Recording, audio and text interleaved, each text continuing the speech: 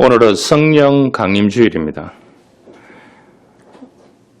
마가 다락방에 모인 제자들이 예배하면서 간절히 기도할 때에 바람처럼 불처럼 임하셔서 성령의 역사에서 교회가 시작된 날입니다. 성부 하나님께서 성자 예수 그리스도를 땅에 보내주셔서 십자가 지심으로 우리를 구원하여 주시고 부활하셔서 성천하시면서 성령 하나님을 보내주셨어요. 그래서 우리가 삼위일체 하나님이라 그렇게 얘기합니다. 그래서 하나님이 역사하시는 시대가 마가 다락방에서 시작해서 오늘날 교회를 통하여 예배할 때, 기도할 때, 하나님을 높이고 찬양할 때 성령의 역사하심을 경험하게 되는 것입니다. 그래서 주일을 거룩하게 지키라는 말이 여기서 나온 것입니다. 그래서 성령의 충만함을 통하여 이루실 미래를 말하게 한다고 했습니다. 신령한 꿈을 꾸게 한다고 했습니다. 크고 놀라운 비전을 갖게 한다고 했습니다. 주님을 위하여 헌신하는 자에게 은혜를 내려주신다고 성령 하나님께서 약속을 하셨습니다. 그래서 우리가 삼위일체 하나님과의 만남이 중요합니다. 우리가 하나님과의 만남의 은혜를 위해서 주일 예배가 있습니다. 그래서 우리가 이 땅에 머무는 동안에 하나님의 은혜가 예배를 통해서 기도를 통해서 하나님을 높이는 또한 헌신을 통해서 만남의 은혜가 있기를 주님으로 축원합니다. 어느 작은 시골 마을에 평생을 혼자 살아온 한 노인이 있었습니다. 그 동네 사람들이 이 노인 보고 하는 닉네임, 별칭이 있습니다. 고집불통 노인, 고집불통 영감 이렇게 했대요. 말수도 좋고 누구와도 만나지 않는 노인은 매일 같은 시간에 작은 역에 있는 역 앞에 벤치에 앉아 있었다고 합니다. 같은 시간대에 기차는 하루에 몇 번 지나갔지만은 그는 늘 같은 자리에 앉아서 먼 하늘만 쳐다보고 있었다고 합니다. 어느 겨울날 한 여고생이 그 벤치 옆에 앉았습니다. 손에는 낡은 도시락 하나가 들려 있었습니다. 할아버지, 여기 매일 나오세요. 노인은 귀찮은 듯이 고개를 끄덕였습니다. 며칠 후에도 또 그 다음 날에도 그 학생이 나타났습니다. 그리고 어느 날 도시락을 반으로 나누어 말했습니다. 혼자 먹으면 맛이 없습니다. 나누어 먹읍시다. 노인은 처음에는 거절했지만은 학생이 계속해서 얘기를 하니까 이제 밥도 나누어 먹고 이야기도 하고 이런저런 이야기를 나누기 시작했대요. 그날 이후로 이제 매일 이 학생과 만나서 이야기를 하게 됩니다. 이 학생은 할머니와 사는 학생이에요. 이 노인은 부인과 아들과 사고로 다 잃었는 거예요. 혼자 사는 거예요. 그래서 노인은 사람을 다시 사랑하게 되면 또 잃게 될까봐 두려워서 평생 마음문을 닫고 혼자 살고 있다고 이 학생에게 고백을 했습니다. 어느 학생이 물었습니다. 할아버지는 왜 매일 기차역에 오느냐고. 이 노인은 이런 말을 했습니다. 혹시라도 먼저 떠난 가족이 돌아올까봐 이 역에 온다고. 그래서 벤치에 앉아 있는다고. 학생은 아무 말 없이 이 노인의 손을 꼭 잡아 주었습니다. 그러면서 했습니다. 사람은 떠난 사람을 기다리며 사는 게 아닙니다. 떠난 사람을 기다리면서 살면 서글퍼집니다. 다가오는 사람을 사랑하며 살아가는 것이 이것이 사람의 도리입니다. 학생이 그렇게 얘기했대요. 그 말에 노인은 눈물을 흘렸다고 합니다. 몇 년 후가 이제 되었습니다. 학생은 간호사가 되어서 도시로 떠났습니다. 떠나는 날 그 학생이 작은 편지 하나를 남겼습니다. 할아버지, 제게는 가족이 되어주셔서 감사했어요. 누군가의 인생에 따뜻한 만남이 된다는 것은 기적 같은 일이라는 것을 할아버지를 통해서 배웠습니다. 그 후 노인은 더 이상 혼자 여기에 있지 않았다고 합니다. 마을의 아이들하고도 놀고 그들에게 사탕도 나누어주고 어르신들의 짐도 들어주고 웃기도 하고, 그래서 사람들은 말했습니다. 동네 사람들이 저 영감탱이 변했네. 그 노인은 스스로 알고 있었다고 합니다. 인생은 돈이 많아서 행복한 것도 아니고 오래 살아서 의미 있는 것도 아니라는 것을, 단 한 사람이라도 내 마음의 겨울을 녹여주는 만남이 있다면 그것만으로도 인생은 다시 봄이 시작된다는 것을 우리가 알아야 하는 것입니다.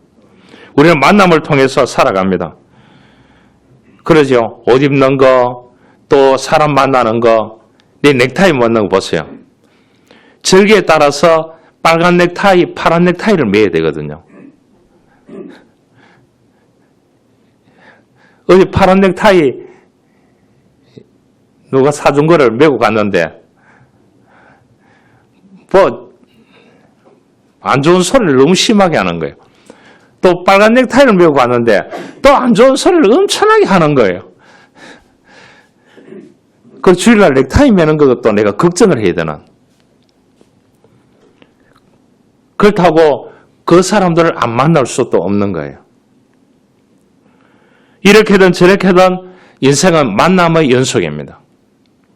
좋은 만남을 통해서 성공하기도 없고 잘못된 만남을 통해서 엄청난 고통의 경험을 하고 아픔의 인생을 살아갈 수도 있습니다. 늘 생각해야 되는 만남은 예배를 통해서, 기도를 통해서, 영적인 교제를 통해서 예수 그리스도와의 만남이 예배를 통해서 이루어져야 됩니다. 그래야 하나님이 우리를 위로하고 하나님이 우리를 공감하고 하나님이 우리의 길을 열어주시는 줄 믿습니다. 사랑하는 성도 여러분, 우리 인생은 거대한 연속의 만남입니다. 여러분, 태어난 부모 만나지요.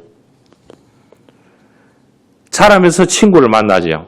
학교 가니까 스승을 만나지요. 결혼하니까 배우자를 만나지요. 또 자식이 태어나니까 자식과의 만남이 있지요.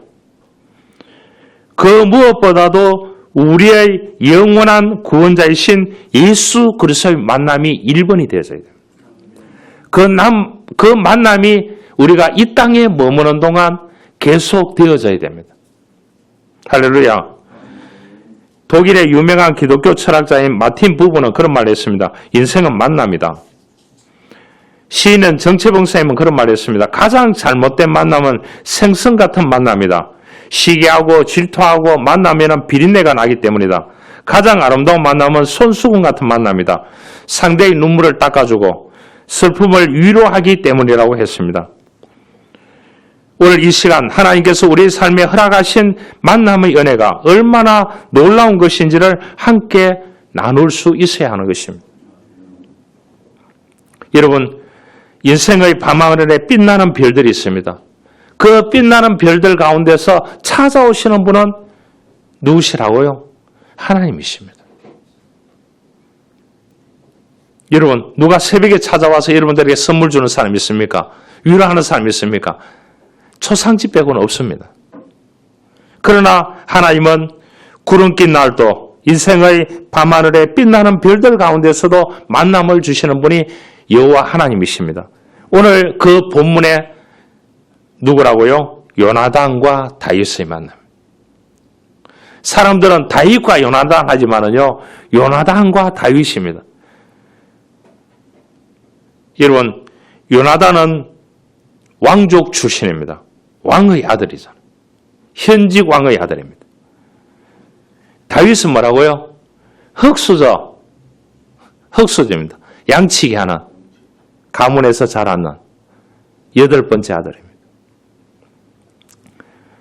그런데 이 성경 중에서 꼽으라고 하면 이 만남이 가장 아름다운 만남입니다.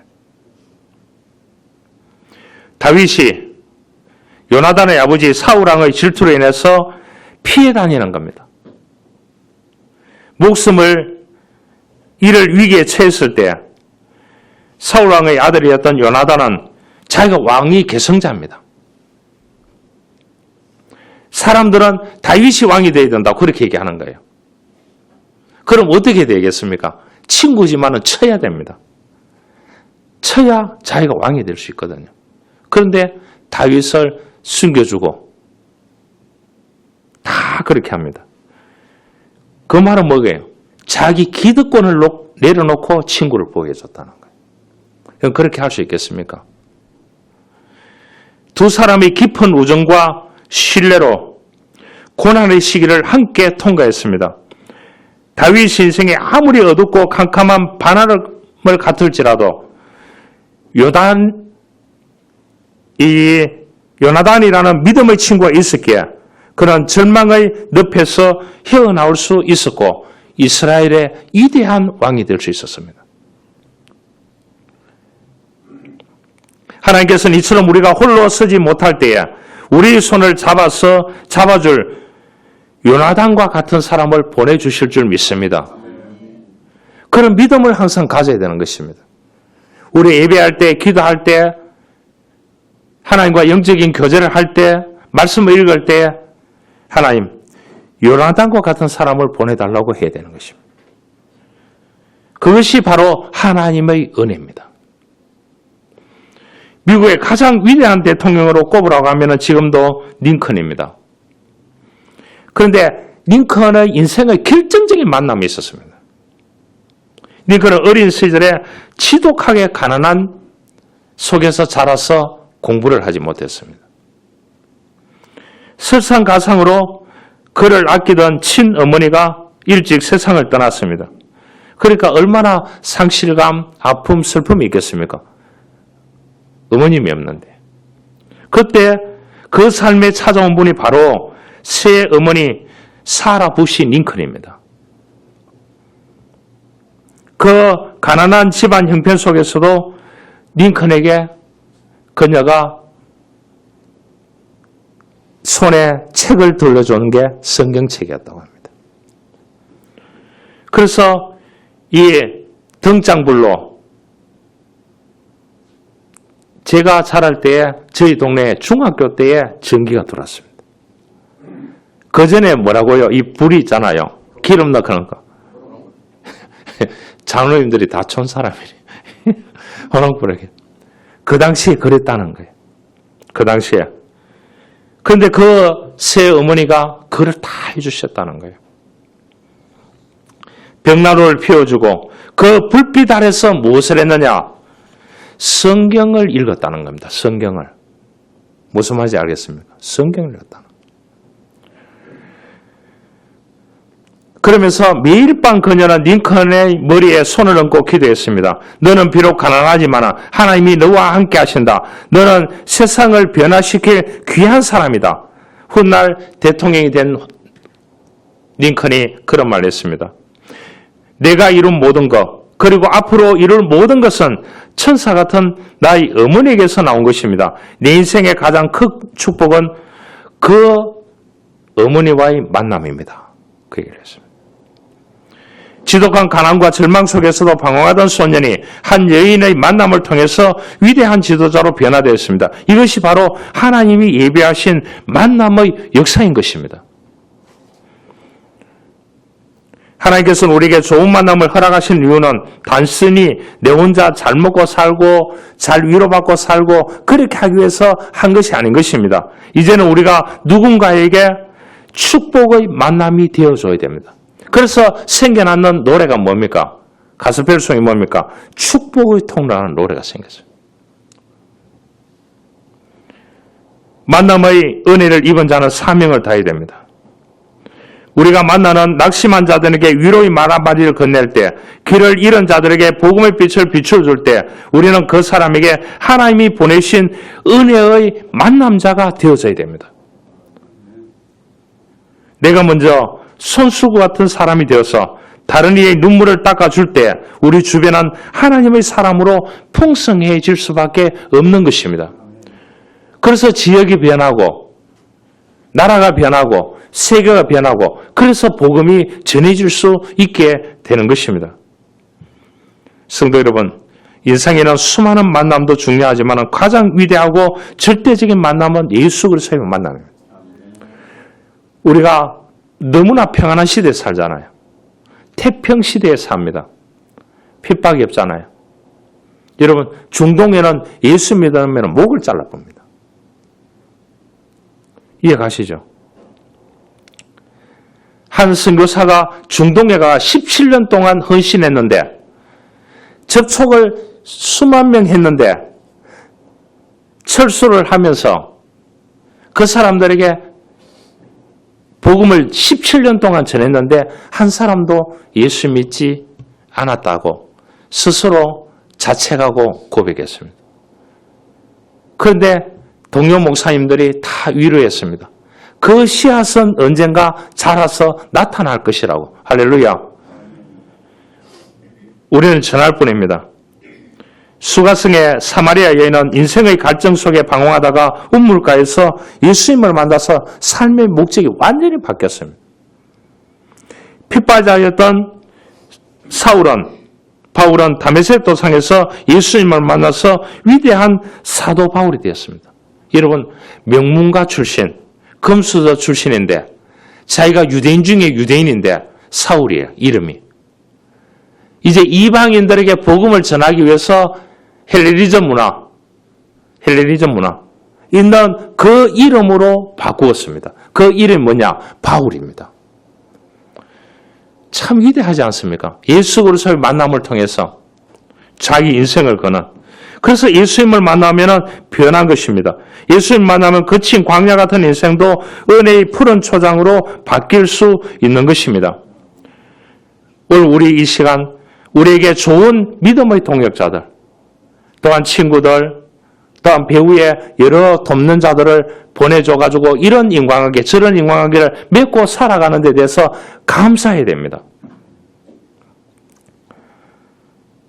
예수님을 인격적으로 만나기를 원합니다. 인간의 삶은 누구를 만나느냐에 따라서 방향이 완전히 바뀝니다. 어떻게 가꾸느냐에 따라서 깊이가 달라집니다. 역사와 일상의 속에서 수많은 만남이 존재하지만 여러분, 좋은 만남을 통해서 변화와 성장이 있는 것입니다. 성공적인 대표 사례가 있습니다. 헬렌 켈러와 설리반입니다. 이 만남을 통해서 듣지도 보지도 못하는 절망적인 상황에 처해 있는 헬렌 켈러에게 설리반 선생님이라는 존재는 단순한 교사 이상이었습니다. 인내와 사랑으로 거친 아이의 마음을 열게 했고 손바닥에 글씨를 쓰며 세상과 소통하는 법을 가르쳐 주었습니다. 이 만남을 통해서 헬렌 켈러는 장애를 극복하고 세계적인 사회운동가로 울두설 수 있었습니다. 작가로도 성장할 수 있었습니다. 한 사람의 헌신적인 노력이 다른 한 사람의 인생을 완전히 바꾼 가장 위대하고 성공적인 만남의 모델이 되었습니다. 또 한 가지 얘기할까요? 전 세계 비즈니스 역사를 바꾼 사람이 있습니다. 그 사람이 누군 줄 아십니까? 스티븐 잡스입니다. 애플. 처음에는 애플 가게는 사고인 줄 알았어요. 여러분, 스티븐 잡스가 잡스를 성공시킨 사람이 있습니다. 그 사람의 이름은 몰라요. 워즈니악입니다. 워즈니악과의 스티븐 잡스가 만남이 있었기 때문에 성공을 이룰 수 있었습니다. 여러분, 두 사람은 성격도 재능도 다 달랐습니다. 그런데 서로 다른 부족한 점을 완벽하게 채워줄 수 있는 사람끼리 만났는 거예요. 여러분, 성격은 개판하고 서로 너무 달랐지만 워즈니악의 천재적인 기술력이 있었대요. 워즈니악은 천재적인 기술력이 있었고 이 잡스는 뭐냐? 통찰력과 지휘력이 있었대요. 이게 합병이 돼가지고 이 사람들이 애플이라는 기업을 탄생시킬 수 있었습니다. 서로의 다름을 인정하고 각자의 강점을 극대화한 협력적인 만남이 가져온 대표적인 성공 사례였습니다. 여러분, 나와 다르다.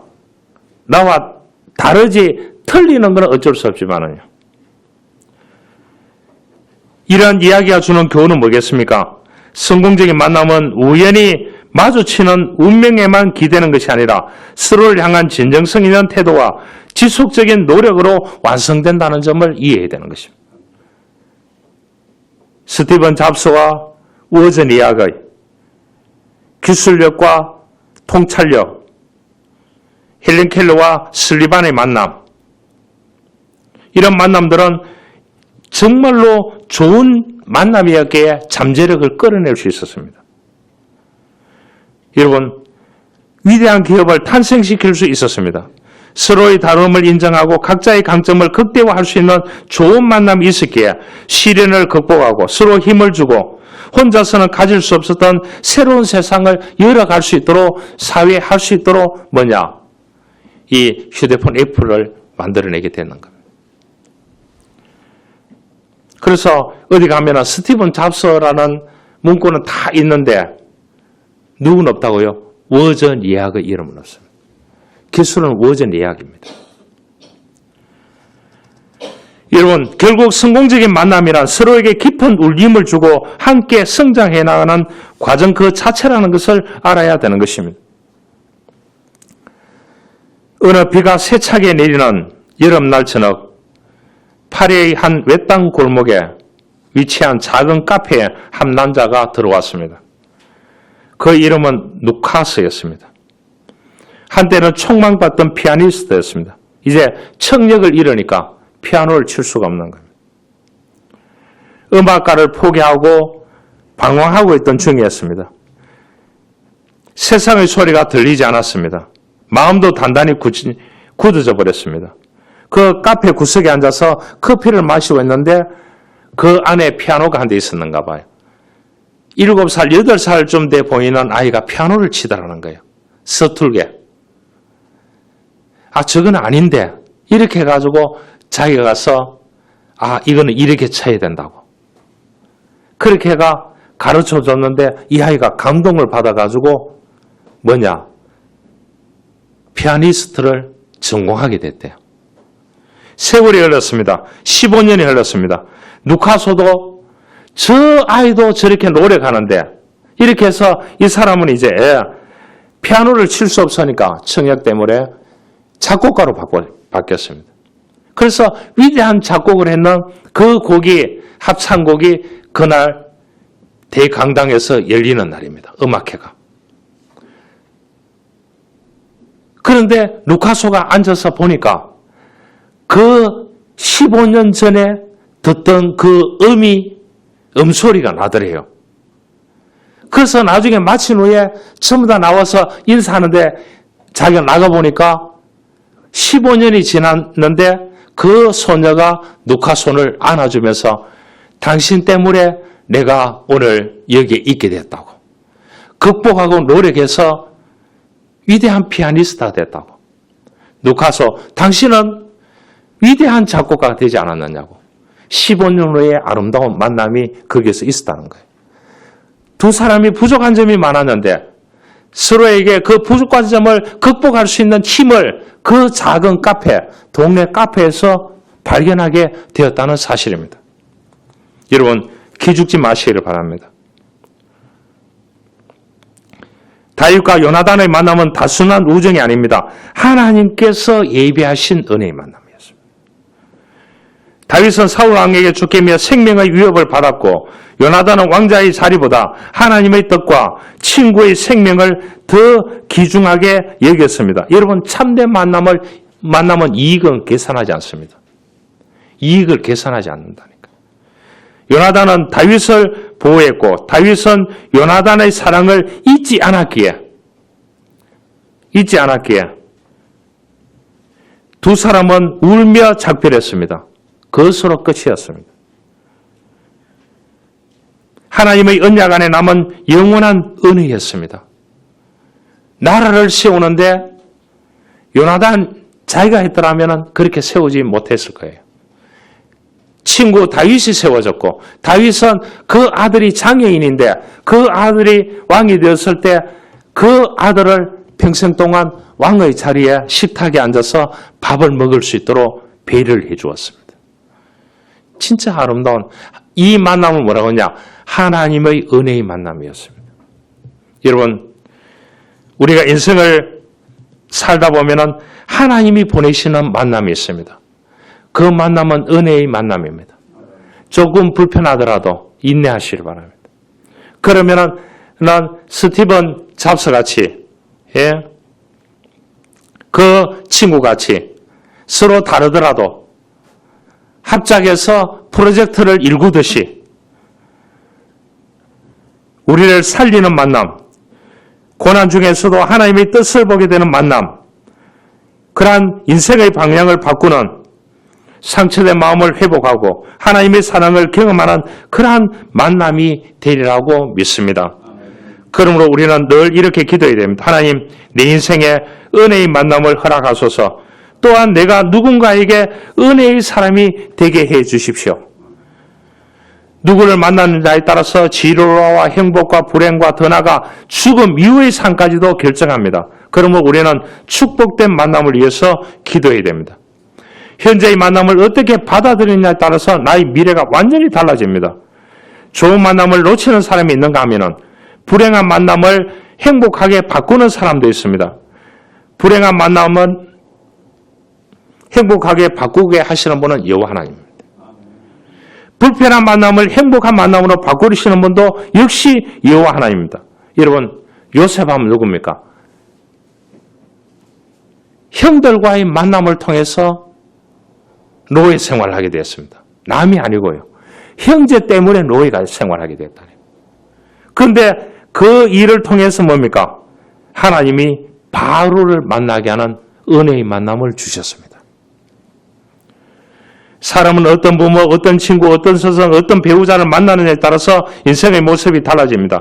그런데 우리 인생의 최고의 만남은 창조주, 구원자이신 예수 그리스도를 인격적으로 만나는 데서부터 시작합니다. 그분이 우리들에게 이 땅에 살아가는 동안 다윗과 요나단이 있었듯이 하나님은 우리에게도 필요한 사람을 보내주시는 것입니다.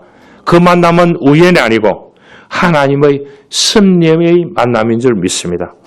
이러한 만남의 은혜가 있기를 주님으로 축원합니다. 하나님 감사합니다. 오늘 요나단과 다윗의 만남을 봅니다. 이 만남을 보면서 하나님의 섭리의 만남이요 은혜의 만남이었음을 알 수가 있습니다. 주님, 우리에게도 이러한 만남들을 허락하셔서 저들에게 축복의 통로가 되는 축복을 허락하여 주십시오. 구주 예수 그리스도의 이름으로 기도하옵나이다. 아멘.